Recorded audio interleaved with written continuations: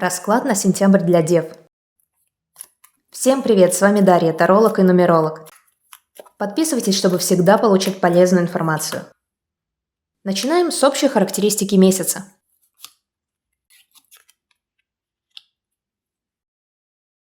Месяц будет фонить выжиданием развития.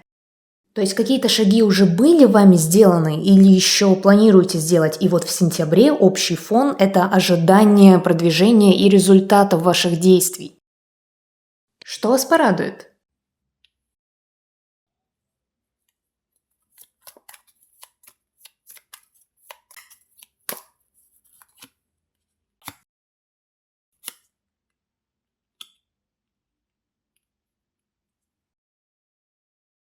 Вы почувствуете, что пошли изменения, ощутите кожей, нутром, при том, что еще может быть и не быть внешних проявлений, но вы уже будете спокойны и уверены на этот счет.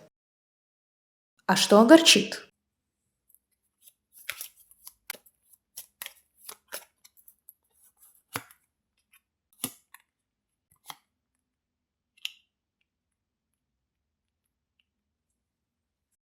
Страхи какие-то все же будут.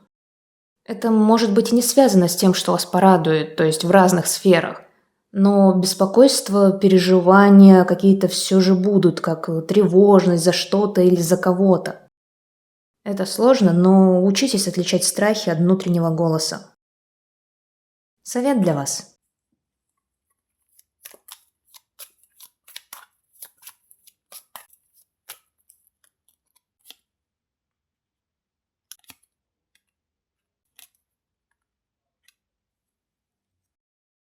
Сбалансируйте свои чувства, успокойтесь и заземлитесь. Сместите свой фокус на другие дела, не зацикливайтесь на чем-то одном. Если кому-то из вас вдруг придется начать сначала, не бойтесь. Это будет вашим новым этапом развития.